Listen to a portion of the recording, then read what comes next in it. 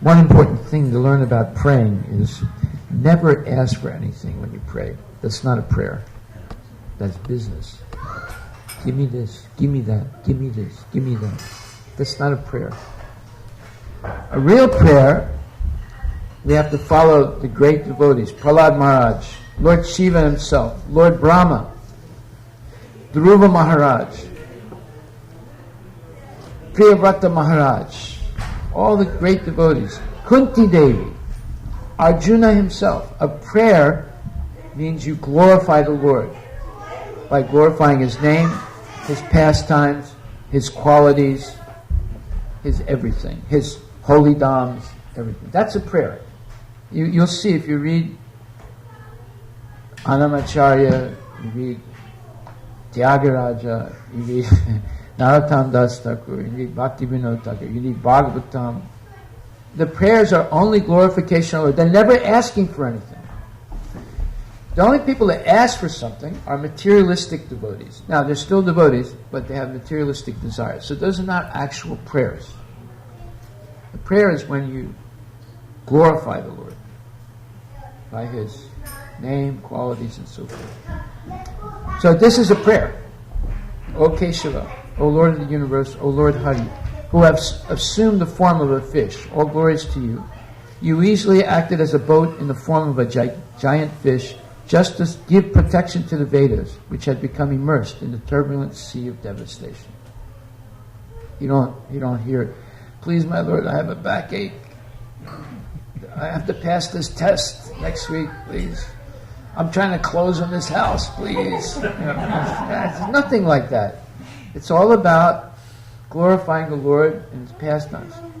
O Keshava, O Lord of the universe, O Lord Hari, you have assumed the form of a tortoise. All glories to you. In this incarnation as a divine tortoise, the great Mandara mountain rests upon your gigantic back as a pivot for churning the ocean of milk. From holding up the huge mountain, a large scar-like depression is put on your back, which has become most glorious. Now, in the fish incarnation, as Matsya, there was a devotee named Satyavrati, and one day he was taking his morning ablutions in the Ganga, and he looked in his kamandalu, and there was a little fish, and the fish started talking to him. He said, "Dear sir," he said, "please don't throw me back into the water. The bigger fish will eat me." So he was a Brahmin. Well, he was not a fisherman. Right? He was not a meat eater. So he took pity on the fish. He said, "Okay, I'll protect you." After a couple of days, the fish grew too big for his pot. So he transferred him into a little pond. After a couple of days, he was too big for the pond. He transferred him into a lake. After a couple of days, he was too big for the lake. Somehow or other, he transferred him into the river. After a couple of days, he was way too big for the river. Somehow or other, he got him into the ocean. After a couple of days, he realized this is not a fish. This is some kind of incarnation of God. Because what little fish would become so big that even the ocean starts looking small for him? So he started praying to the fish. And the fish revealed to him that there was going to be a total inundation. And he wanted him to build some boat, and then Vasuki, the Deva's snake, would be the rope to tie the boat to Matsya. Matsya. And then the light from the jewels on the head of the incarnation of Krishna as the fish would light up the darkness of the universe, and they would navigate through the universe and save the Vedas. So this proves several things. Point number one: if you're a pure devotee, Krishna can talk to you. But it's not like Pentecostals. You know anything about the Pentecostal church? Well, in the Bible, after Jesus resurrected and then he did the ascension, he rose to heaven, the apostles of Jesus were confused because Jesus had given them the instruction, you'll spread this gospel all over the world to all the countries. And these people, they were not linguists.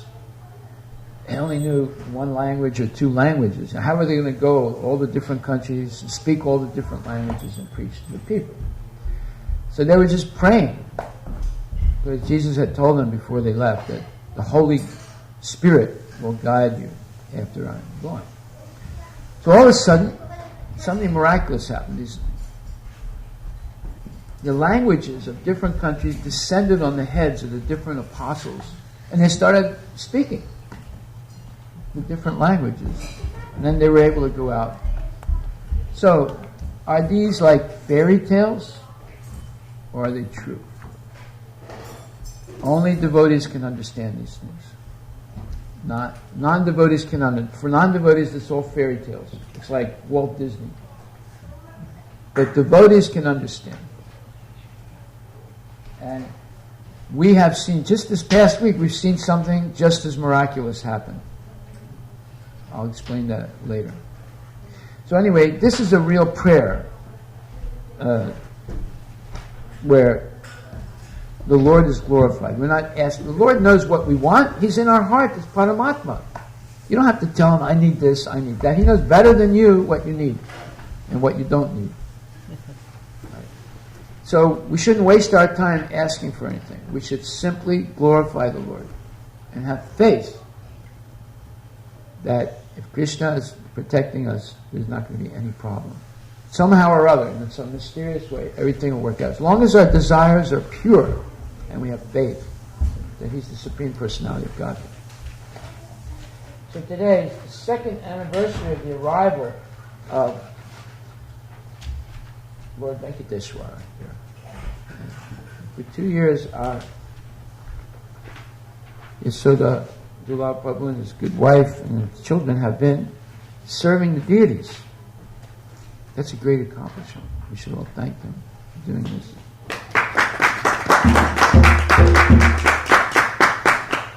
And now, we're going to all, just like when we wanted to have our temple in Samana, we all prayed. From this day on, we have to all pray every day that Lord Venkateshwara, Venkat means He destroys all sins. Venkat. Where is Venkat? Where did he go? Is he here? Yeah. Does he know what his name means? Venkat means he destroys all sins. Venkat Prabhu. All sinful reactions. This is the mercy of Balaji. He descended in Kali Yuga because everybody's sinning in Kali Yuga. And he came specifically to purify people from their sins. Just by seeing him, bowing down to him, one becomes purified of sinful reactions. Venkat, you know what your name means? You know what your name means in Sanskrit? Destroyer of sin? Yes.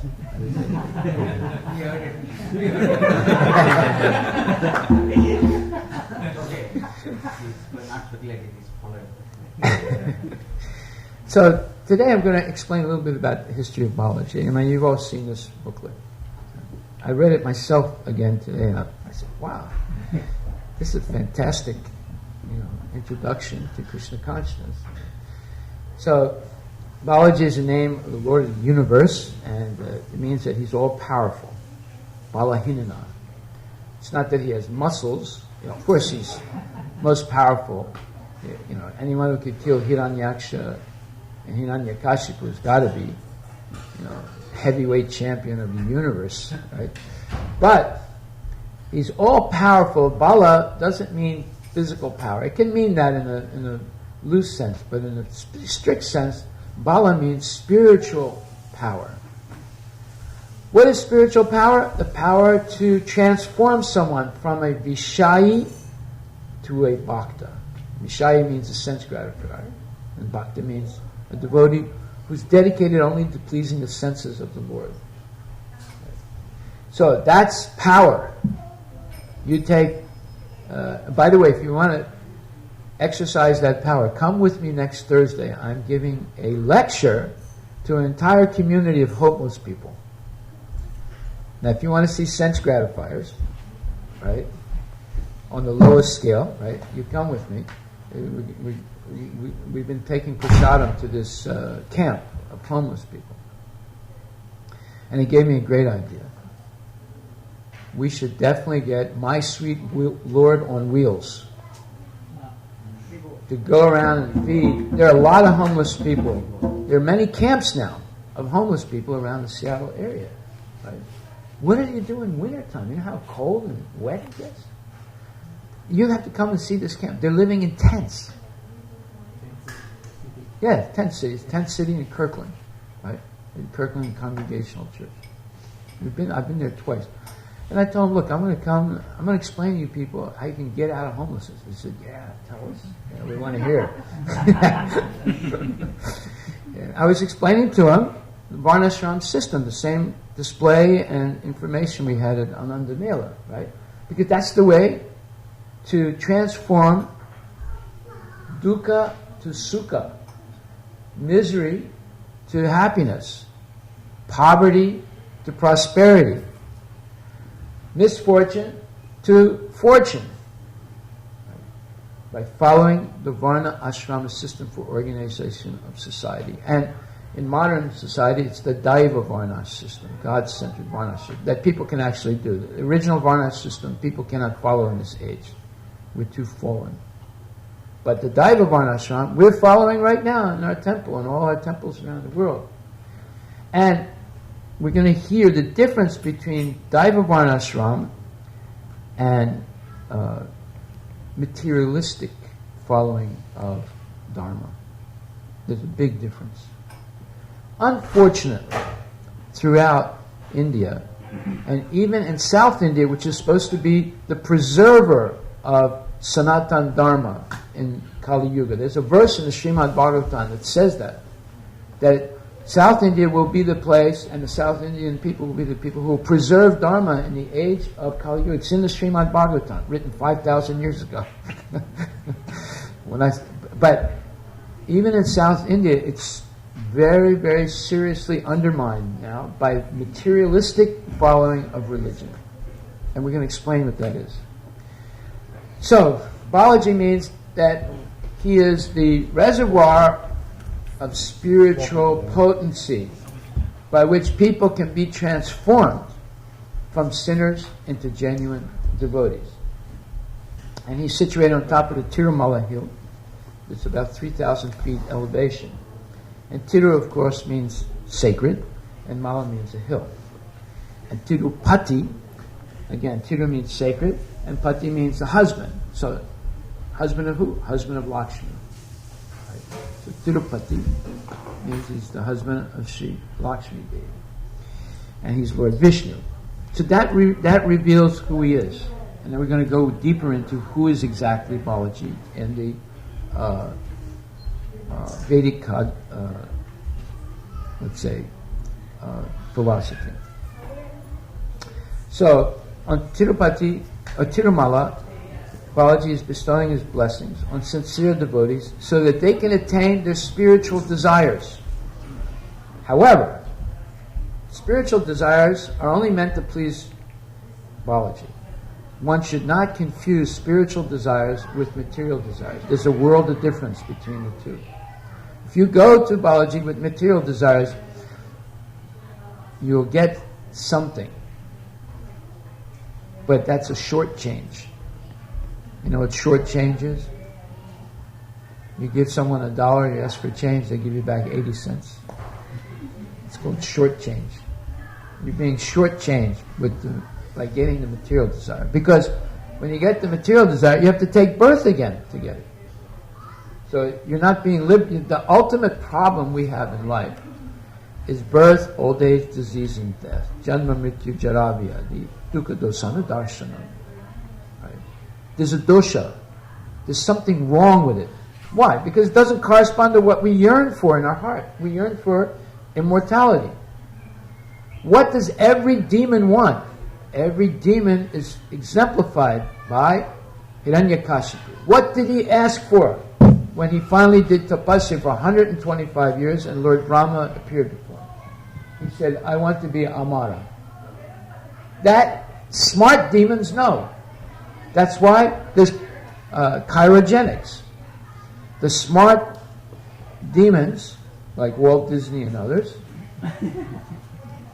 they have paid, it costs $150,000 a year to be frozen right before death. And they keep you frozen until they solve the riddle of how to make people deathless. Of course, that'll never happen.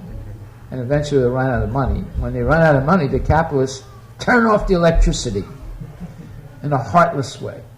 You see. So, I mean, that's ridiculous. I mean, do you want to be frozen? You think they're going to unfreeze you or thaw you out and then you're going to come back alive? Have you ever seen anything frozen? Like, let's say a dinosaur was frozen in the Siberian, tundra. And after 100,000 years, some guy comes in with an electric heater and unfreezes the dinosaur. Did he start moving around? No, he's dead. So the whole thing is a crock. One of many crocks. But people who have a lot of money, how can they spend their billions? Right now there are more billionaires than ever in the history of the world. Right? Because of the stock market. And because of their ideas, their super apps. Billionaires, many, many billionaires. In fact, this is the best time in the history of the United States to ask people for donations. Everyone, there are more billionaires now than there's ever been in the history. And what are they going to do with all their money? You can't spend all. If you have $1 billion, you think you can spend $1 billion? It's very difficult. Some people say, I can do it. Yeah, they say that. But it's very difficult to spend that much money. Okay, anyway. Material desires are for satisfying our own selfish interests. Spiritual desires are uniquely to please the Lord. So in the highly surcharged atmosphere of Tirupati, the Balaji temple is on the top of the Tirumala hill. When you go through the process of walking up or even driving up and then waiting in line with the expectation of seeing the Lord and seeing all these enthusiastic people, Govinda, Govinda, Govinda, all of a sudden, it's infectious. You just start, Govinda, Govinda, Everybody starts saying it and they're waiting in line. It's going on for hours and hours. Even if you've paid to get in, it still takes an hour or 2 or 3 hours to get in, right? And then you have to wait in line. When I was in the Subrabhatam in the morning, you still had to wait in line. And everyone was squeezed together, maybe 400 people in that little hall in front of Balaji. And then you have to go through the line. And then when you get there finally, unless you know somebody, privileged, you only get a short darshan. And then you're pushed out, and then you're just going to walk around. So anyway, it's infectious. The anticipation, the waiting, the patience, everyone saying Govinda, Govinda, and everyone has this urgent anticipation to see the Lord. So what happens? It awakens feelings of devotion, bhakti in your heart. Now, there's a difference between the mind and the heart. The mind is a subtle element. It's not the brain. There's a difference between the mind and the brain. It's a subtle element, and the mind receives the information from the other senses, the 5 other senses, stores it, like your computer has a memory. It stores it, and it makes quick decisions based on the senses. I like this, I don't like that. Just like there's a saying in my language, if you leave it up to your daughter, she'll either marry a rock star, a baseball player, or some nonsense, another nonsense, right? Why? Because she's going to make a decision, quick decision, based on, oh, this guy, made his eyes roll around, or his hairdo is nice, or he's a sharp dresser, or he dances real nice, Right? That's why in India, the parents choose the spouse, right? They don't leave it up to, and they have, the astrological chart and everything to safeguard somewhat, basically to hedge their bet. Huh? It's positive. That's what? It's changing very fast. It's changing fast. Yeah, nowadays, he can do like this, Bhangra, So, the mind will make these quick decisions, just like, you read an article, it says, so-and-so was caught, this politician was caught, immediately you say, he's guilty. You don't know if he's guilty, right? You say, no, I feel he's guilty. I feel, that's the mind's quick decision. The heart is different. The heart is the seat of Paramatma and our soul. So the feelings coming out from the heart are different than the impressions, speculative impressions of the mind. Because Paramatma can actually speak to us, either instinctively. We have an instinctive feeling. If you have been trained nicely in your family, and they taught you what's right and wrong, when you start doing wrong, you feel a little bad about it. It's an instinctual feeling, not only coming from the training your parents gave you, but also from Paramatma in your heart. Because you've had some connection with Paramatma by learning what is right. So, the feelings of the heart are different. Just like women, they see some man and immediately say, I don't like that guy. I didn't like the way he looked at me. They can feel when men are not acting properly with them. They know right away. It's an instinctual feeling. And the same way, my brother once went to he went to buy a watch, right, in downtown Philadelphia. So he walks into the jewelry store, and there's a Jewish businessman, and my brother, he says, how can I help you, sir? He said, I want to buy a watch. I said, oh, I got just a watch for you. Right away, my brother felt funny when he said that. It was too fast, right? I got just a watch for you. So he pulls out a watch, and my brother was looking at the watch, but another watch caught his eye. So he said, can I see that watch? Oh, he said, you don't want that watch. He said, why not? He said, no, that's not for you. You're a man of refined taste. This is the watch for you. My brother, now that was the second red flag. So I felt very funny. He said, well, why can't I see that watch? I said, okay, I'll show it to you, but I know you're not going to like it. So, he's like preparing his mind, right? So he ended up buying a watch that he didn't want. Right? Sometimes people are so persuasive that, you just give in, right? He came home, and I said, what'd you do today? He said, I bought a watch. I said, where is it? I said, I don't want to show it to you. I said, why not? I said, I don't like the watch. I said, why don't you like the watch? So I didn't want to buy it. I said, why did you buy it? I said, I don't know. I'm nervous. Don't talk to me. So anyway, we should follow the heart, because we have a better chance of making a mistake. And we should purify the heart. That way you'll never make a mistake, because Krishna will actually speak to you. It's not like, there was this one devotee, every time there would be an opening of the deities, he'd have a conversation with the deities. He'd go, like that. Yeah, that's all, that's pretend, that's nonsense. Speaking to you means he helps you make the right decision, even with imperfect information. Why? Like, for example, just recently, I'm going to give you a real example. Just recently, some person came, he was a devotee. And he was, right from the first second I met him, I had never met him before, he started talking about cow protection. And he said, do you believe in cow protection? I said, of course. I started doing that. I said, yes, that's my mission in life. So he kept talking and talking. I don't like people that talk too much, right? Because obviously, except when it's a class.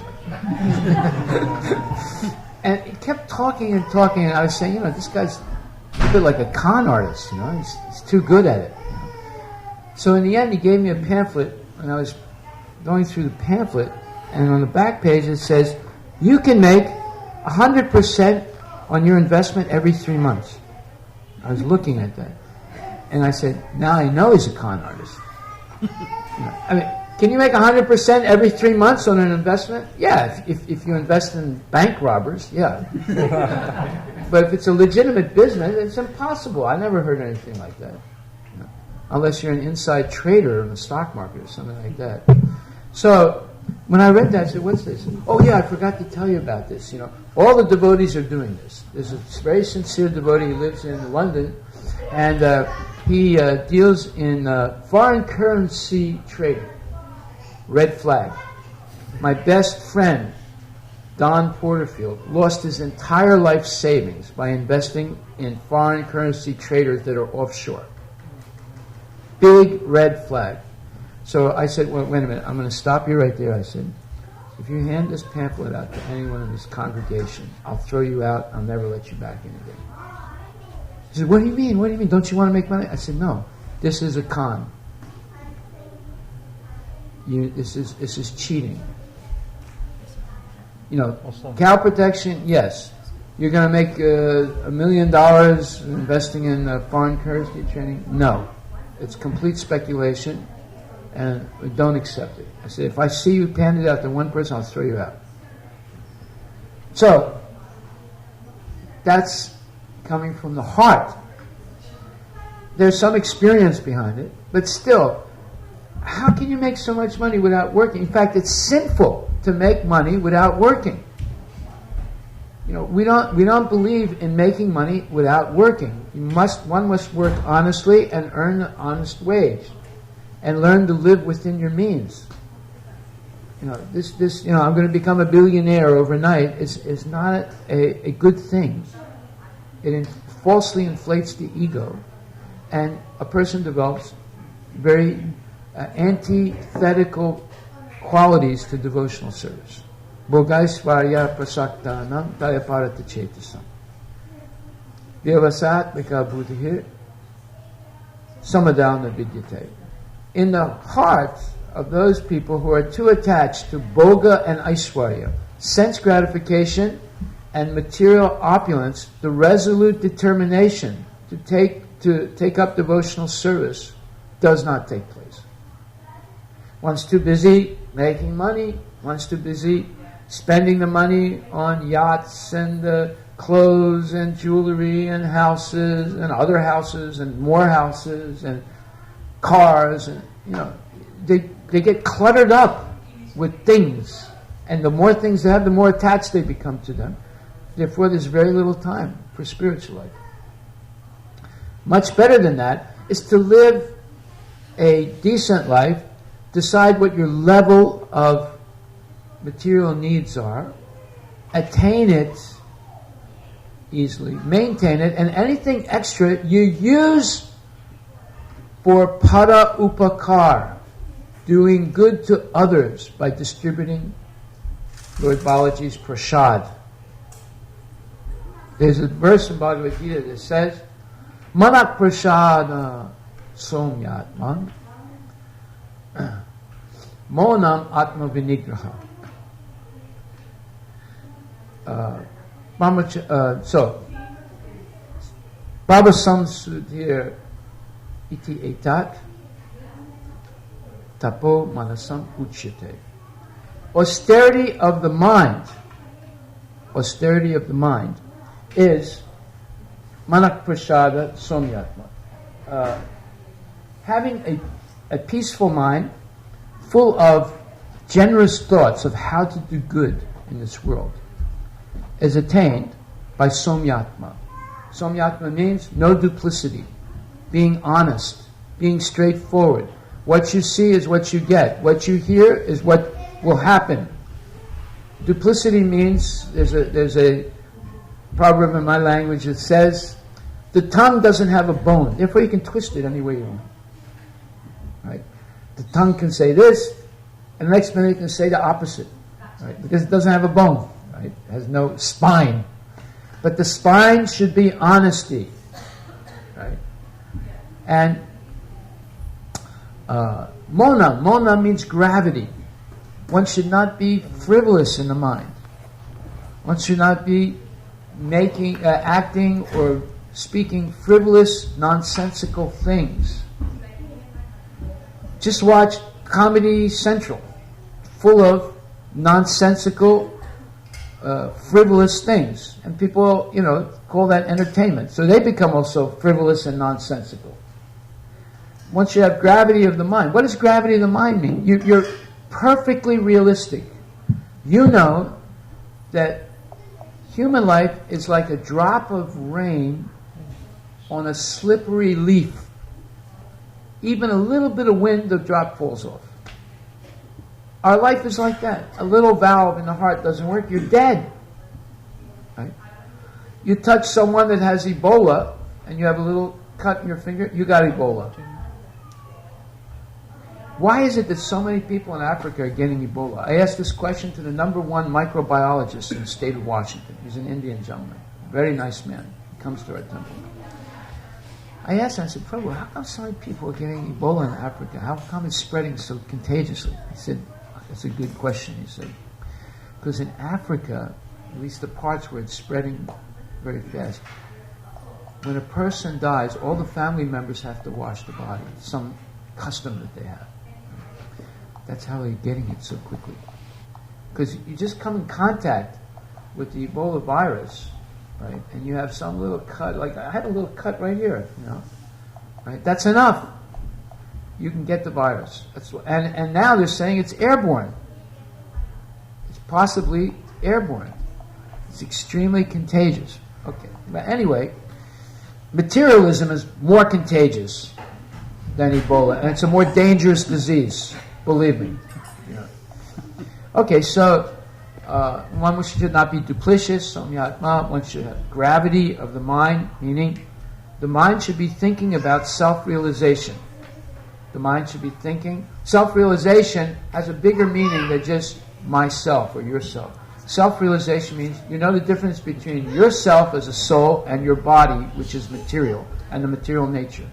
Secondly, second level of self-realization, you know the difference between yourself as a minute jiva, spirit soul, and Paramatma, the supreme soul, expansion of Krishna. And number three, you know that Krishna is the origin of Paramatma, Jivatma, and Prakriti, the material world. That's called self-realization. It's not just, now I know myself. I'm a transgendered, no, that's not self-realization. Self-realization means you know these four things, four levels, and you come to that fourth level. That's why Krishna says, Aham sarvasya prabhava, matak sarvam pravartate, iti matva bhajante mam, buddha bhava samanvitaha. I am the origin of everything material and spiritual. A person who knows this dedicates their life to serving me by engaging in devotional service. Okay, so another name of Balaji is Govinda. What does Govinda mean? It means that the Lord is the object of pleasure for the senses of all living entities. What does that mean exactly? We experience joy and satisfaction by seeing and serving the beautiful form of the Lord. That's what it means. By serving the Lord, He is the reservoir of pleasure. He is the ultimate reservoir of pleasure for all the senses. Right? So, if we please the Lord's senses, our senses will be pleased. Why? Because Sarvapadi vinir muktam tatparat vena nirmalam Hrishikena Hrishikesha sevanam bhakti uchate. One engages in devotional service when they're free of all the sarva upadis, false designations. I am a Western Washingtonian. No, I'm a Middle Washingtonian. No, I'm an Eastern Washingtonian. No, all those are false. I'm Telangana, I'm Andhra, I'm, I'm Khalistan. No, you're Hindustan. No, I'm not Hindustan, I'm Khalistan. You know, these are all false designations. Right? So one must be free of all of them. I'm a rich guy. I'm a homeless guy, but I love Jesus. Okay, good. We're happy you love Jesus. But your identity is not you're a homeless guy. See? So, then, Hrishikena Hrishikesha Sevanam. The Lord is Hrishika Isha. He is the Lord of all senses. In other words, the senses we have, the things that help us achieve our goals in life. Eyes, ears, nose, tongue, and skin. They actually belong to Krishna. And the body that goes along with those senses. There's a differentiation between the senses and the body. Although the senses are integrated into the body, right? But it's like you buy a brand new Tesla car, but it doesn't have a battery. Well, wait a minute. That's dangerous because it doesn't have a motor either. The motor is the battery in the Tesla car. If it doesn't have a battery, it's not going anywhere. And if you don't have eyes, ears, nose, tongue, and skin, you're not going anywhere either, even though you have the rest of the body. So the senses are the instruments by which we can satisfy our desires. But that's not the real meaning of the senses. We have senses, we have body, we have intelligence, we have mind. In order to please Krishna's senses, that's what that verse says. Once we become free of all false designations, I'm this, I'm that, and we understand that this body, these senses, our energy, our money, our everything actually belongs to Krishna. Then we're properly situated, free from the false ego. Then we can act effectively in this life for self-realization. Otherwise, with the wrong understanding of who owns these senses, who owns this body, who owns us, we will make many mistakes and get mired in the repeated cycle of birth and death. So, rather, the Lord, as Govinda, is the ultimate source of pleasure or the fountainhead of spiritual ecstasy for his devotees. Govinda also means the Lord is the well-wisher and protector of cows, Brahmins, and living entities. So Lord Balaji is famous because he can extricate people from misfortune. And another name of Balaji is Venkateswara, meaning he's the Lord that delivers us from all sins. Okay, so the Lord appeared in the Kali Yuga, this age, 5,000. It began 5,000 years ago, and it all started in the Naimisharanya forest when Sutta Goswami was speaking to 60,000 sages that were assembled there to figure out what we're going to do to help the people in Kali Yuga that's going to start imminently or very shortly, because they knew that in Kali Yuga lifespan is short, people are lazy, they're not very intelligent, they are always troubled, and they're unfortunate. How are we going to help these people? Well, to read the Srimad Bhagavatam, it's by hearing the Bhagavatam from a pure devotee. But in the story of Balaji, it's that the Lord is going to appear in this age on the Tirumala hill, and he's going to deliver people from their misfortune. The Lord can appear anytime he wants, in any form he wants, and every time he appears, Paritranaya Sadhana, Vinasaya Chiduskantana, Dharma Samstha Padarthaya, Sambhavami Yuge Yuge. He appears to deliver the devotees, annihilate the miscreants, and reestablish the principles of religion, or Dharma. So Narada Muni, he assisted at the meeting in Naimisharanya, and he heard the sages. They were saying, what are we going to do to help these people? And Narada Muni said, look, if you're really interested in helping the people, understand that they're bewildered by material desires. They're overwhelmed with material desires. And there's going to be rampant pollution and sin everywhere in Kali Yuga. They spoke this 5,000 years ago. Is there rampant pollution? Yes. Is there sin everywhere? Yes. Right. And he said, what hope will they have? He said, we should pray for a special incarnation of the Lord to be somewhere on this planet, to facilitate the living entities in the development of pure love and devotion. So, therefore, Narada Muni received the assignment, somehow or other, by his creative genius, bring about the descent of the Lord in this Kali Yuga. So, what did he do? He spoke to the sages of Naimisharanya, and he told them, look, let's pray for the Lord to descend. Prayer works when it's done sincerely. Not prayer for my personal benefit, but prayer to further the plan of the Lord, to assist in the plan of the Lord, to somehow or other do something to advance the program of the Lord, the agenda of the Lord. What is the agenda of the Lord?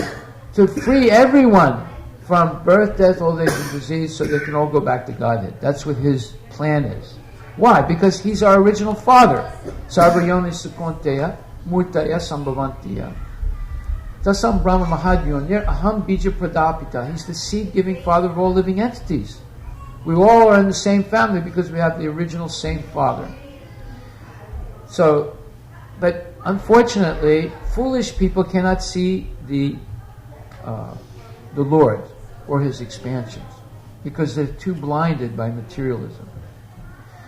And Mayavadi or impersonalists also don't really see the Lord. They're blinded by their personal desire to merge into the effulgence of the Lord. So therefore, we need something that is dramatically present, and that's the incarnation of the Lord in the form of the deity. In Kali Yuga, deity worship and performing Sankirtan are very important. The deity helps us to have a personal understanding of the Lord and a person to whom we are responsible. And chanting the holy name of the Lord is glorification of the Lord. You see, it's made easy for us. You don't have to learn complicated Sanskrit verses. You simply have to chant the names of the Lord sincerely, and he's pleased. Right? Hare Nama, Hare Nama, Hare Nama, Ibaka. Kalo Nasteva, Nasteva, Nasteva, Gatirandita. In this age of Kali, there's no other way, there's no other way, there's no other way to achieve freedom from the cycle of birth and death except by chanting the holy names of the Lord. Hare Nama. Hare Nama, the Kevala, is the only way. Therefore, Tasmat Bharata Sarvatma, Bhagavan Ishwaro Hari, Shrotavya Kirtitavyascha, Smartavya Chichat Abhayam. In this age of Kali, Tasmat Bharata Sarvatma, O King, speaking to Parikshit Maharaj, Sukadeva Goswami speaking to Parikshit Maharaj, he says, the sure way to be free of all anxiety and fear is by chanting the names of Hari, remembering, hearing about Lord Hari, and remembering Lord Hari. Smartavya, Chotavyas, Kirtitavyascha, Smartavya, Chechat Abhayam. One becomes Abhaya, fearless, if they engage in this hearing about the Lord, chanting and remembering the Lord. So, these are the things that happen when you go to Tirupati or any bona fide temple. You'll hear about the Lord, you'll chant the Lord's name, Govinda, Govinda, right? One day I went there must have been about 1,000 Brahmins in the line, and they were all chanting different prayers, glorifying Balaji. It was very nice. They were waiting, you wait hours in line. They were waiting patiently. They were all chanting different prayers to glorify the Lord. So you hear about the Lord, you chant the glories of the Lord, and you remember the Lord. So, therefore, how do we understand the Lord? You cannot understand the Lord as long as we are influenced by the modes of material nature. Sattva, Rajas, and Tamas. This is explained by Krishna. And he says in the 7th chapter to Arjuna, Tibir Gunamayer Bhavir, Ebisamam Idam Jagat, Mohita Nabijananti, Mam Ibyam Param Avyayam. He says, deluded by the three modes, goodness, passion, and ignorance, the whole world does not know me, who am above the modes and inexhaustible. So, in order to understand who Balaji actually is, in order to understand our relationship with the Lord, we must rise above the influence of the modes of material nature. Otherwise, it's very, very difficult. At least we must come to the mode of goodness, sattva guna, to begin to understand something, and by regular practice of devotional service, rise up to Visuddha Sattva, transcendental goodness. Then we can understand the Lord. Mam chayo vibicharena, bhakti yogena sevate, sagunam samatityayatan, brahma bhuyaya kalpate. One who engages in devotional service full-heartedly and does not fall down under any circumstance. Sagunam samatityayatan, he rises above the influence of the modes of material nature. Brahma bhuyaya kalpate, it comes to the level of Brahman. What is Brahman? Brahman means there's no more sochati and kansiti. No more lamentation because we lost something, because our 401k went down, or our house went down, or something, right? And no more hankering. Oh, I want a better job. Oh, I want another wife. Oh, I want a bigger house. You know, these two things are a description of material life. Lamenting for something you've lost and desiring for something you don't have. People go on the seesaw their whole life. They never get off the seesaw. Therefore, they're never happy. Like, if I'm always desiring, I want money, and all of a sudden you get a lot of money, then you say, I don't want to lose the money, I don't want to lose the money. Both ways there's anxiety. All right? But that's why Napoleon said, money is a good servant and a bad master. Napoleon was a smart man.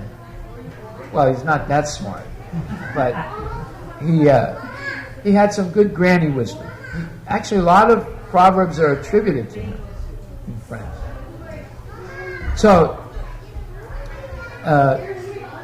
Krishna says, he who engages in my devotional service, pure devotional service, and is free of all contaminations of fruitive activities, meaning all materialistically inspired activities. That doesn't mean you don't act. They're spiritually inspired activities. Like going to Tirupati is a spiritually inspired activity. Right? Coming to the temple, offering your service at the temple. They're all spiritually inspired activities. But who's free of the contamination of materialistically inspired activities and mental speculation. He who works for me, who makes me the supreme goal of his life, and is friendly to every living entity, he certainly comes to me. So this is the formula for pure devotion and for pleasing the Lord. The last verse, Mat karma krin mat paramo, mad bhakta sangavarjita, nirvairak sarvabhutesu, yasamam eti pandava. So Krishna is explaining to Arjuna, just like he would explain to his own son. Arjuna is better than his son, he's his devotee, right? Bhakto sime sakha cheti rahasyam hitad uttamam. Krishna tells him, because you are anasuya, you're not envious of me, and because you're my friend and you're my devotee, therefore I'm going to explain this most secret of all secrets to you. What is the most secret of all secrets? Rajaguyam, Rajavidya Rajaguyam, Pavitam idam uttamam, Patyakshabhagamam dharmam, Susukam kartam avyam. This is the king of all knowledge, Rajavidya. Rajaguyam, it's the king of all secrets or mysteries. Pavitram idam uttamam. It's completely pure and is uttama. It's above all ignorance, above the influence of the modes of material nature. There's no mixture of, on one side, I want something, the other side, please, my Lord, I'll give you back something. There's no business. It's not like green card Balaji. Visa, I'm sorry. Visa Balaji. Chittikuri. Right? Green card Balaji. Maybe we can help. No. Bellevue is make an app and become a billionaire Balaji. Everybody wants to make that app by which they make $1 billion, right? Huh? Everybody's got their visa here, Prabhu. Don't worry about it. No, visa for Vaikuntha. Oh, visa for Vaikuntha. Yeah, that's different. Yeah. So Krishna says to Arjuna, being purified by spiritual intelligence, controlling the mind with determination, giving up the objects of sense gratification, being freed from attachment and hatred. One who lives in a secluded place means a spiritual place. So your home can be a secluded place if you have the deity in your home. And in other words, if the deity is the Thakur of the house, not the television and not the computer and not the cell phone, but if the deity of the house is Thakurji, then your house is a holy place. And if you live appropriately serving the deity in your home, your house becomes like a tirtha. Right? So living in a secluded place, who eats little, more people have died by overeating than by undereating. Nowadays, in the United States, obesity is considered a disease. It's a rampant disease. 46 or some huge number of people in this country are obese.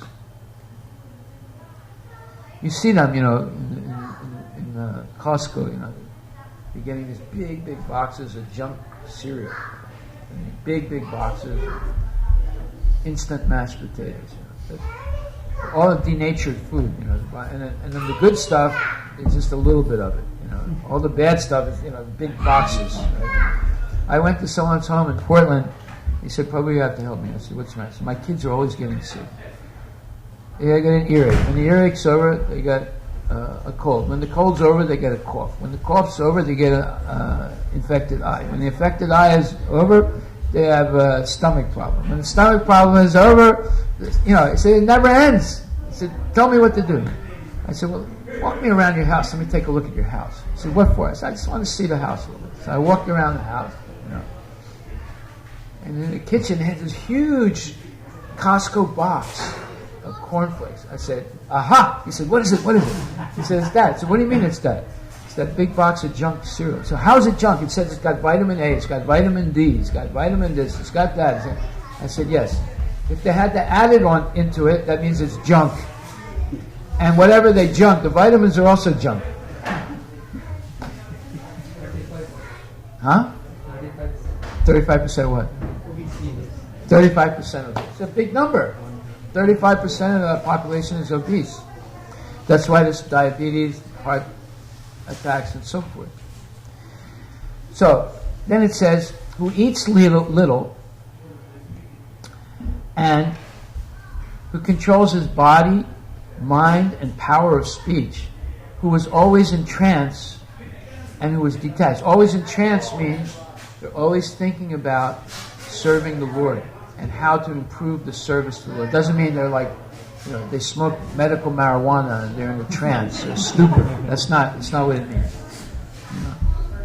And then, free from false ego, false strength, false pride, lust, anger, and falsely accepting material things as their own. Everything belongs to Krishna. So we can be a steward of Krishna's property, but that means we have to know how to use it properly in His service. But if we say, "No, this is mine, aham mameti," well, that becomes a problem, because that's a false attachment. But if you say, "Krishna has given me this, and I'm very fortunate," just like sometimes a person says, "God has blessed me with good intelligence. God has blessed me with a good wife, or a good husband, or God has blessed me with material opulence in my life." Therefore, you recognize who it belongs to, and then you learn how to use it properly in the service of the Lord. That's real education. And then, free from false proprietorship and peaceful. Such a person is certainly elevated to the position of self-realization. How do we develop these properties? By always being in the association of the Lord. The Lord is the talker of the house. The Lord is the talker of my body. The Lord is the talker of my mind. Whatever I shouldn't do in front of the Lord, I shouldn't do anywhere. Because the Lord is in my heart, is Paramatma. He's Rasta, the overseer of everything I do, because He's present in my heart. He's closer to me than any family member. He's closer to me than anyone else. So therefore, I should have consciousness of this and act appropriately. Just like once I was in Morocco, in a small town called Marrakesh. I was walking down the street dressed like a devotee, and a young boy was walking past me. He couldn't have been more than 10 or 11 years old. So I stopped him. I said, "Shuhaida," which means in Arabic, "What are you doing?" He said, "What do you mean, what am I doing?" He said, "Who are you?" I said, "I'm like your father." He said, "You're not my father." I said, "I'm like your father." He said, "So what?" I said, "Why you have a cigarette?" He said, "What's it your business?" I said, "Answer the question. Why you have a cigarette?" He said, "Because I like to smoke." I said, "Do you smoke in the mosque?" He looked at me like that. He said, "No." I said, "Why not?" He said, "Because Allah is there." I said, "But Allah is everywhere." And he was a little bit shocked. He looked at me, he looked at the cigarette, he dropped the cigarette. If there's something you don't do in front of God in the temple, why would you do it outside of the temple when God is present everywhere? This is called education.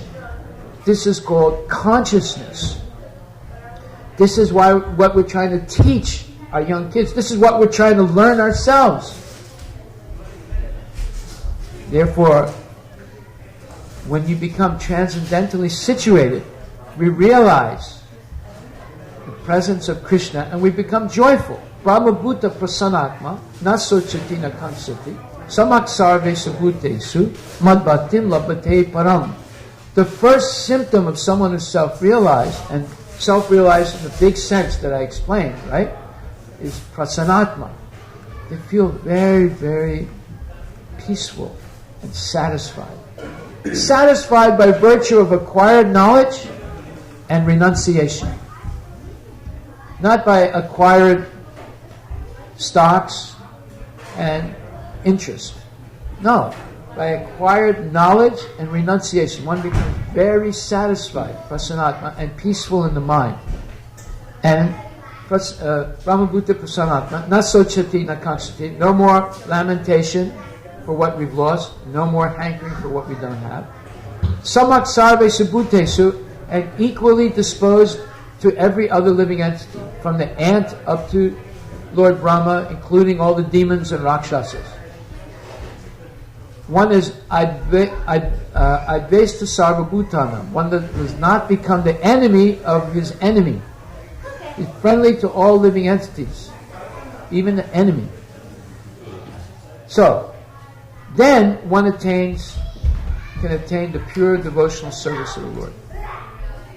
Because one rises above the influence of the modes of material nature, develops all these wonderful qualities, and practices what he preaches. If someone let's say you're someone like Durvasa Muni. He is a perfect yogi. He's mastered all the siddhis. Again, he's got an anger problem. Right? He gets very angry easily, and he curses people. Therefore, when he tried to do that to Ambarish Maharaj, he lost, because Ambarish Maharaj was not a perfect yogi like him, but he was a pure devotee. So therefore, the purity of a devotee is the real force. It's not the cities, it's not money, it's not prestige, it's not notoriety, it's the purity of the heart that is the real force in this world. Okay, so we begin to understand who God is by studying His words. His direct words are Bhagavad-Gita. And the words spoken about Him is Srimad Bhagavatam. If we study these two books, we will know who Krishna is only if we hear them from a genuine devotee and we put them into practice by engaging in regulated devotional service or sadhana bhakti. Then we'll begin to understand. Because sadhana bhakti guarantees that we rise up at least to the mode of goodness, and we get on track to go above goodness to transcendental goodness by following sadhana bhakti, which means the rules and regulations of devotional service. So spiritual knowledge is not achieved by academic study. Okay, so Narada tries to satisfy the sages, and what happens? He says, look, we're not going to be able to please God unless we know who God is. So let's discuss who is God. So all the sages started discussing. One said, God is Lord Shiva. Another said, no, it's Lord Brahma. Another one said, no, it's my grandmother. You know, they got nowhere like that, right? Someone says Lord Vishnu. So Narada said, look, we got to determine, is it Rama, Shiva, or Vishnu? We know it's not your grandmother, idiot. You know. So they deputed Bhrigu Muni, who is the son of Brahma, the brother of Lord Shiva, and number one Brahmin devotee of Lord Vishnu, right? To go and visit Brahma on Brahmaloka, Shiva on Mount Kailash, and see Lord Vishnu, who is present in the Vaikuntha planet that's in the material universe, which is called Sweta Dwipa. In the middle of the ocean of milk, on the eastern side of Mount Meru, in this universe, there is a Vaikuntha planet. It's called Sweta Dwipa. And there is the Paramatma, incarnation of the Lord. There's three types of Vishnu incarnations in the material world. Mahavishnu, Garbhodakshay Vishnu, and Shirodakshay Vishnu. Shirodakshay Vishnu is present on Sweta Dweep, as well as being present in the heart of every living entity and in every atom of the universe. Lord Balaji is Shirodakshay Vishnu in Sweta Dweep. Okay? So Bhrigu Muni goes to Brahmaloka, but he's going to test them to see. How do you test a person? Let's say you're going to hire someone, right? You're a headhunter and you're trying to hire someone for a corporation. How do you test them? Well, you have to test their competency in the particular field that that they claim. Like, let's say they're an expert in a certain type of programming. Okay, you're going to test that competence. But is that the only test you do? No. Okay, here's a guy who's doing that. How did you determine who you're going to hire? What were you testing them for? Only for their academic proficiency? No. What did you do? Say out loud. So how he interacts, right?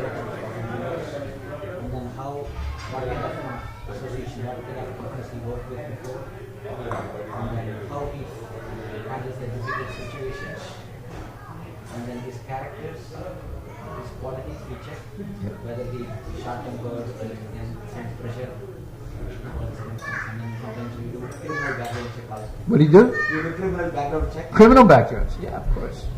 Yeah. So, how he interacts with other people, is how he acts under stress, all these things, right? So, therefore, the qualities of a person are determined by how they interact with others. You can't. If an idiot remains silent, you might think he's intelligent. Right? But as soon as you say something, you know this guy's an idiot. He doesn't know what he's talking about. Right? You only know through interaction. You don't. So therefore, you have a pre-employment interview. And sometimes the interview can go on over several months, maybe 6 months, where there's frequent interviews. And each time they're looking for something else. They haven't decided yet, right? So, therefore, a person who develops these good qualities of a devotee will be successful in anything they do, materially or spiritually. Becoming free of hatred, of kama, krodha, Lobha, Moha, Matsarya, and Mada. These are the 6 things that bind us in the material world. Lust, anger, greed, illusion, envy, and madness. So, you have to, let's say you want to pick a husband for your daughter, right? What are you going to look for? You tell me, you have a daughter. What are you going to look for? Right, that doesn't mean anything, Prabhu. There are 3 levels of devotees, and there's also false devotees. So don't just say devotee. What are you going to look for? No, you have to look at the lakshana, the qualities. What qualities are you looking for? He's a good dancer.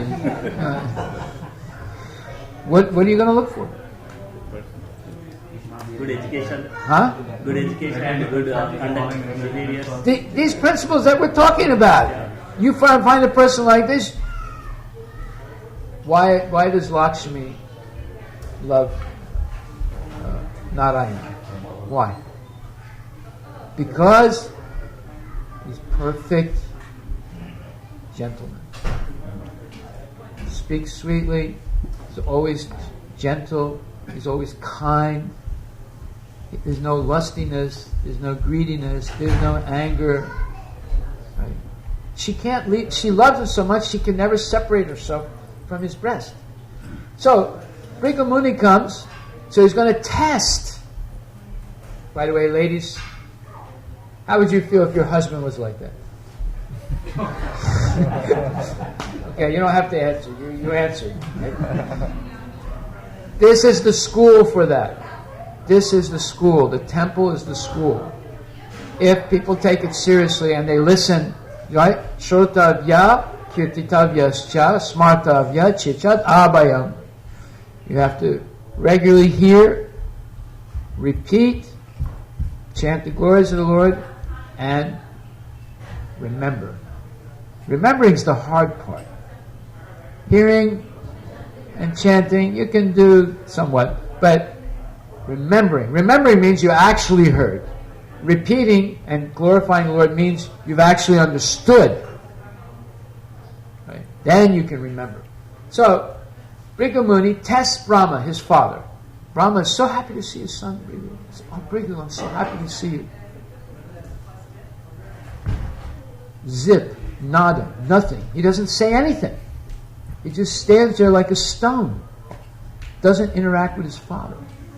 And it was very uncomfortable for Brahma. Because when you see someone respectable like Brahma, doesn't matter you're his son or not, you always have to speak words of praise and offer your obeisances, offer your humble respects, and offer some word of praise, right? Nothing. He didn't go like this. He didn't say anything. And then Brahma's not stupid. He's very smart, right? He's the smartest person in the material universe. He immediately picked up that this guy is being disrespectful to me, even though he's my son. And he got really upset because he is slightly influenced by rajasic passion, right? And he didn't become violent, but he was on the verge of it, but he caught himself with his intelligence. Stopped himself. See, this is the symptom of a devotee. A devotee always thinks of the corollary or collateral effects of what he does before he does it. Not only a devotee, any intelligent person will always think of the collateral effects of their act before they do it. They measure, they weigh it. If I do this, then this person might be affected like that. That person might be affected. Should I do it? You don't want to have a Pyrrhic victory. Pyrrhic victory means a victory in which it causes tremendous damage to you and the enemy. And in the end, if you do the credit and balance sheet, it wasn't worth it. Right? Why do you think the United States, when they went to war with North Vietnam, why didn't they use the atomic bomb? They used it against Japan. Why didn't they use it against... And as soon as they started using the atomic bomb against Japan, Japan surrendered. Why didn't they throw 3 atomic bombs on North Vietnam? Because they didn't want to win the war. And also, if they did that, Japan was a noble enemy. I mean, when I say not noble, but they were a formidable enemy, right? They were a country with a big navy, with a big army, with big armaments and everything. Germany was a formidable enemy. North Vietnam, they had bamboo shoots. They were fighting in underground caves, right? Jungle warfare, guerrilla warfare. They were underfunded, right? So they didn't really want to win the war. They had some other... Actually, Prabhupada revealed they wanted to stop the hippie movement. So they sent... because at that time, I was drafted in the army at that time. Right? They were drafting everyone. Doesn't matter whether you want to fight, you don't want to fight. Doesn't matter whether you're a dope head or whatever. They drafted it because they wanted to stop the hippie movement by drafting the kids into the army and sending them to be cannon fodder in Vietnam. And they purposely did not try to win the war. They could have won it overnight if they wanted to. Right? Today, they could wipe out ISIL if they want to. Right? They could bomb them into oblivion if they wanted. They're not going to do it. They bombed Germany into oblivion. They bombed Japan into oblivion. They didn't do it to North Korea. They didn't do it to North Vietnam. They're not going to do it to ISIL either. Welcome to political reality. Right? So, Brigham Muni, he leaves Brahma because he said, how can he be God if he's influenced by the mode of passion?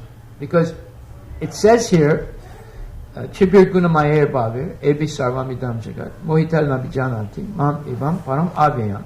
Someone who is influenced by the modes of material nature cannot understand Krishna. That means they can't be God if they're influenced by the modes of material nature that God himself has established. Right? And Krishna explains that Yechaiva Satvika Bhava Rajasas Tamasas Chaye Mata Evetitan Vidhi Natvaham Tisutemayi. Know that all states of being, be they of goodness, passion, or ignorance, are manifested by my energy. I am in one sense everything, but I am independent. I am not under the modes of material nature, for they, on the contrary, are within me. So Brigham Muni was a first-class Brahmin. He knew the Vedic literature. He knew this verse. He knew that this is the way to test who is God and who's not God. So then he goes to Lord Shiva. Lord Shiva is his brother. And Lord Shiva was so happy to see him. And he said, Brigu, bye. He said, come here, give me a big huggy. And Brigham Muni said, no, I don't want to hug you, man. You got ashes from a crematorium on your body, and you got a necklace of skulls of dead people, and you got devotees that smoke marijuana. No, I don't want to. Lord Shiva was sorely insulted by him. He was going to kill him. And he started to go after him. And his wife, Parvati Devi, grabbed him, fell down at his feet, and begged him not to kill his brother. Only because of that he stopped. Otherwise he would have killed him. Brigham Muni said, I'm wasting my time here too. So he left.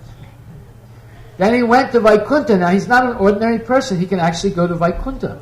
He goes to Vaikuntha, but Vaikuntha in the material world, to Svetadvip. Now the demigods cannot go farther than the shore of the Milk Ocean. Somehow or other, Brigham Muni had the power to actually cross the ocean and go to the island, the Dwipa, in the Milk Ocean, and actually see Lord Vishnu. And he was there with Lakshmi Devi. Lakshmi Devi was massaging his feet. It's not Chinese foot massage. Right? Get that out of your mind. It's nothing like that. It's not acupuncture. Right? So anyway, he's massaging the feet. She is. And Lord Vishnu sees Brigham Muni and smiles. And Brigham Muni jumps on his chest. And he jumps so hard that the imprint of his feet are there still today. It's called Srivatsa. The imprint of Brigham Muni's feet. And he's standing on top of the Lord looking down on him. Lakshmi Devi was horrified. Lord Vishnu looks up at Brigham Muni and says, oh, Brigham Muni, I'm so sorry. that my chest is so hard, and it might have caused some discomfort to the soft underskin of your feet. Brighamuni is shocked. He doesn't know, what is this? He didn't expect that. He thought the Lord would get, because he committed 3 types of offenses. He committed a mental offense against Brahma.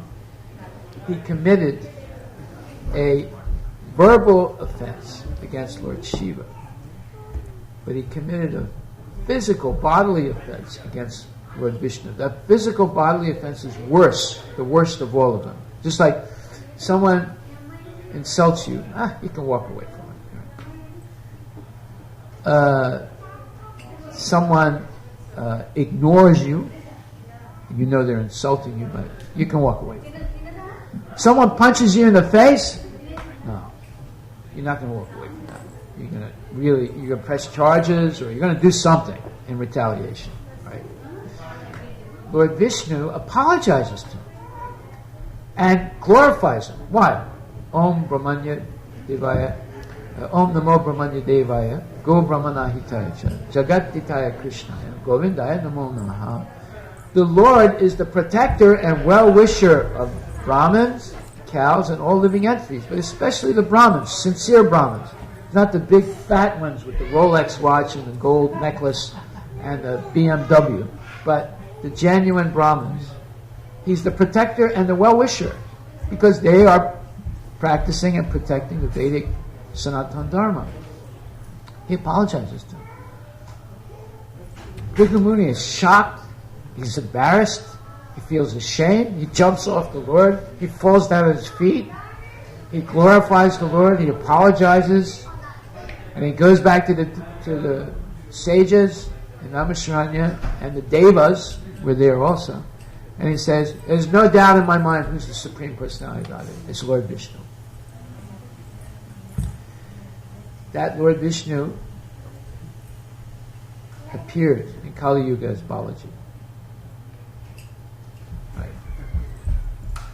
And they were able to get Balaji to come down on this earth, planet, and benedict the misfortunate people of this age. Now, that whole story is here in this booklet.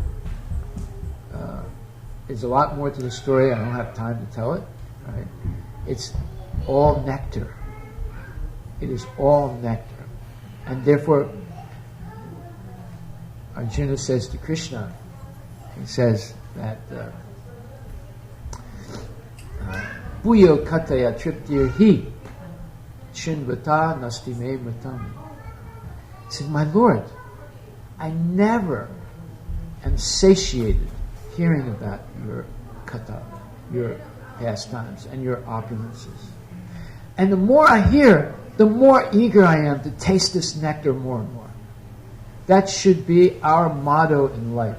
Bhuyo kataya triptir hi chinvato astime mritam. I want this amritam. This is real amrit. It's not wine. It's not even what they drink on the moon. It's the somarasa. It's not the somarasa. It's Krishna or Balaji Katha. That's the real amritam. But you have to develop a taste for it. Just like people develop a taste for different kinds of wine, or a taste for a particular cigarette, or a taste for a certain type of car, or a taste for a certain type of watch, right? We have to develop the taste for amritam, kata amritam of the Lord. Right. But how you develop the taste? You develop the taste in the company of people who have the taste, who are living. Yeah? Nasta prayesu bhagresu nityam bhagavata seva. Bhagavati atamasloke bhaktir bhagavati naistaki. One who is naistaki, without any material demands in life, without any other preoccupation other than this supreme vocation of tasting the amrita of the Lord's kata and his pastime. So I'll stop right there. Otherwise, we're going to get carried away. Are there any questions anyone wants to ask?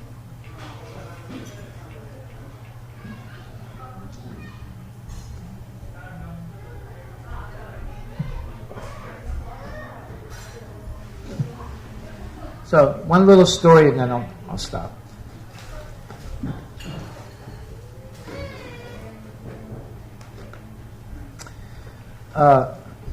There was once a sweeper who was a sincere devotee of the Lord. But very humble, not very educated. And he was seeing every day hundreds, sometimes thousands of people are coming to the Lord. And the Lord's standing there all the time, giving darshan. Actually, as we said before, it's not that he's giving his darshan to the people coming, but they're coming to give their darshan to him. Right? Why? Because that's their duty, right? Let's say someone never goes to the temple. Then that means they're very misfortunate, because they never are able to be accountable to the Lord. But when you go, and the Lord says, "Aha, you finally came. What nonsense have you been doing that you stayed away so long?" Right?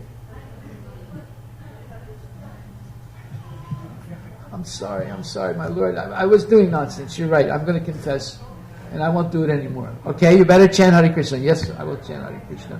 Follow the regulative principles. Yes, no meat, no fish, no eggs, no gambling, no intoxication, no illicit activities outside of marriage. I'll do it. That's not enough. Okay, yeah, I have to always chant my rounds. Hare Krishna, Krishna Krishna, Hare Hare, Hare Ram, Ram. And I will always listen to the class. I won't buzz off with my mind, with my cell phone or whatever. I'll listen to the class carefully. And I will eat only prasadam, no eggs, no coffee, no tea, only mahaprasadam, and I will do seva. Okay, my boy. Now you be a good boy. Yes, sir. When am I going to see you again? I'm going to come every day for your arti after I finish work. Okay. Haribol. He said, we come to the temple to give our darshan to the Lord, so that the Lord can perform His mercy on us, His venkat, free us of our sinful activities, sinful desires. Activities are easy to get free of, but it's the desire to sin that's difficult to get rid of. That can only be purified by regular hearing and chanting and serving of the Lord. So this man was seeing the Lord standing there all the time, and all these people are coming. So one day he said, that's not right that he doesn't have a break. So he went up to the Lord and said, my dear Lord, he said, I'm just a sweeper here. I clean the temple, but it really pains me to see you have to stand there all the time. All these people are coming, you never have a break. Let me take your position for one day. You get some downtime. So the Lord said, because the sweeper was a sincere person, it was a little amusing what he asked. He said, okay, but you have to be very careful. He said, you have to promise me something. He said, yes, my Lord, what is it? I'll give you one day. And it's good that I accept your service, he said, because it's coming from your heart, right? What comes from the heart is different than what comes from the mind. He said, you just stand here. Don't say anything, just smile. And don't say anything, no matter what happens. He said, yeah, I promise you. So, the Lord transformed him into looking like him, and he took the position and he stood there. So, people started coming. First guy that came was a rich bania, a rich businessman. Now, let me ask you the question. How do you think they make so much money? Huh? Do you think they follow all the rules? Well, there are businessmen that are honest and follow them. But the ones that really make a lot of money, they don't follow all the rules. They know how to twist the rules to get what they want. So this man was very, very rich. And he came in, and he gave a nice donation to the Lord, right? And he said, please let my business do better. As if he doesn't have enough money already. So the Lord is standing there. So thank you very much. You've always answered my prayers in the past. I know you'll answer it this time. And he left, a few dollars or a few rupees, whatever. But he forgot his wallet. And he walks away. Then a poor man comes, and he's been poor all his life. It's the last rupee he has in his pocket. He comes and said, "My dear Lord," I said, "I don't have very much to give you. I'm not a rich man. I give you whatever I have." He gives his last rupee. He said, "It's not for me. I'm not asking for anything. But my kids, they're hungry. My wife, she's in trouble. But whatever you want to do, I accept." He said, "Thank you very much, Bona. I love you very much. My whole life, I've served you, even though I don't have much. And whatever happens, I accept as your mercy." So he said the prayer with closed eyes. He opens his eyes. He sees the wallet. He said, "My Lord, thank you very much." Takes the wallet and goes. And then a sailor comes, and he prays to the Lord, and he prayed because he's going to go out on the ship, right? And ships are always dangerous. You don't know what's going to happen in the open sea. He prays to the Lord, "Please don't let anything happen," you know. And but just then, the rich man comes back looking for his wallet, and he comes back with some policemen, and he sees the sailor there. He says, "That's the guy that took it." And of course, the police are in his pocket, right? So they arrest the sailor, and the sailor said, "Wait a minute, took what?" They said, "You stole my wallet." He said, "Your wallet? I just came here to pray for Balaji. What do you mean, your wallet? I don't have. You can look on me. No, you must have hid it somewhere." So the police are going to arrest him. The sweeper, who has the forehead, he sees it. So when he saw the poor man take the wallet, he wanted to say something, but I didn't give it to you, but he didn't say anything. Now he sees that the sailor is accused of theft, and they're going to take him to jail and probably beat the hell out of him. He felt really sorry. Even though he promised Balaji he wouldn't say anything, he starts speaking to the rich man and policeman. He said, "He didn't take your wallet. It's the poor man that took it." They let the sailor go. And, what poor man? There's a lot of poor men. So they start looking for a poor man, but they don't know who it is. So then Balaji comes back, and he said, "How did everything go?" He said, "My Lord," he said, "now I know you got a really hard job. You have to do so many things. People are coming here asking you so many things, and there's so many things you have to see, and you can't say anything." He said, I wouldn't want to have your job. I'm sorry I even asked you." He said, "Okay, but what happened? Sounds like something happened." He said, "Well, yes." He said, "Some rich man came, and he asked that his business do better." Why is he asking for his business to do? He's already a rich guy. Anyway, and he gave a few dollars, a few rupees, but he forgot his wallet. Then a poor man came, and he gave his last. It looked like he gave his last money, 1 rupee, and he said something about his poor wife and his kids are starving. He's a very sincere guy, and he walked away. But before he walked away, he saw the rich man's wallet. He took it. I wanted to tell him, but he told me to keep my mouth shut. Then a sailor came. He prayed that nothing happened to him on the high seas. And the police came with the rich man, and they accused the sailor they were going to take him away. I couldn't hold back. I had to tell him that he's not good. See, Balaji said, "Why did you do that? You promised me you wouldn't say." "Well, how can I not say anything? What was going to happen to that sailor?" I said, "You don't understand anything." "What do you mean I don't understand it?" I wanted that sailor to be put in jail because his ship is going to sink. Now he's going to go and die. And I wanted the poor man to have the rich man's wallet, because the rich man is rich. He hardly gives any donation at all. He's got billions of dollars. He gives like $5 donation, right?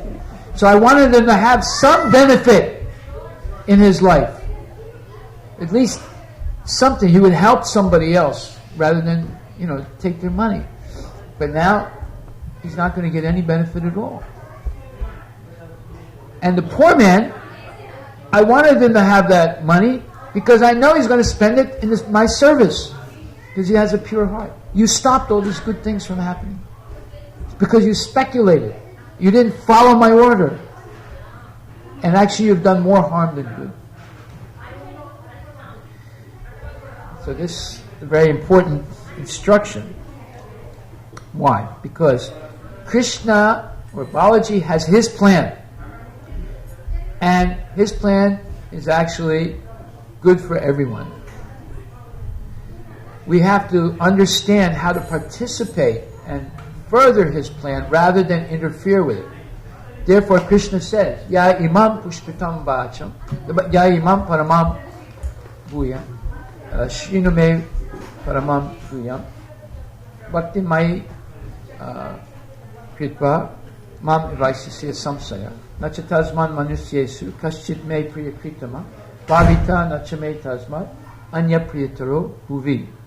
He said, someone who explains the supreme secret, Bhagavad-Gita, to others and instructs them, and teaches them,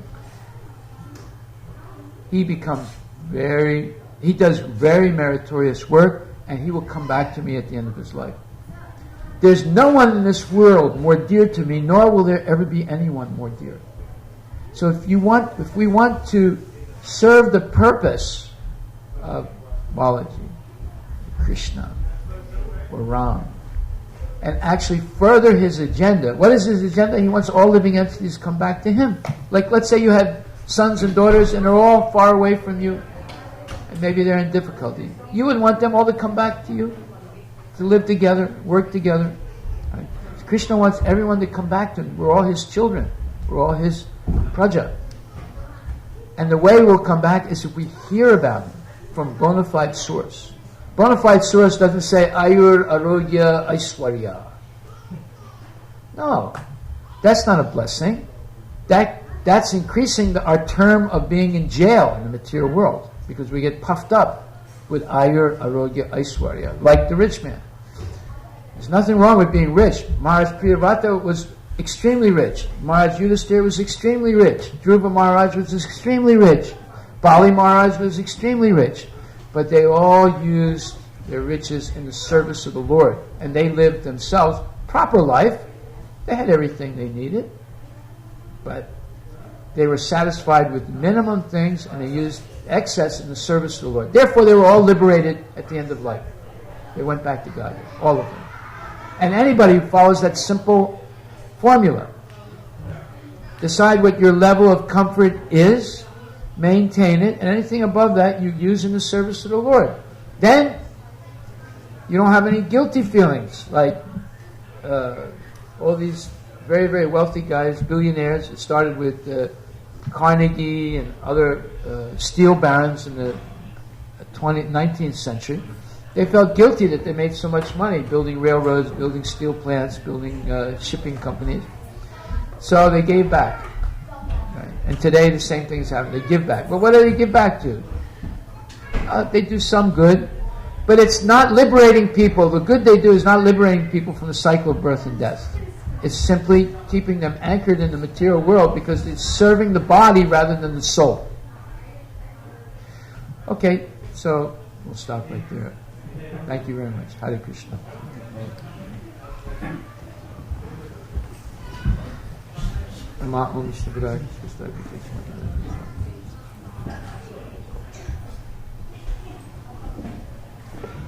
The ladies are going to sing something? You want to sing? Oh, yes. First time.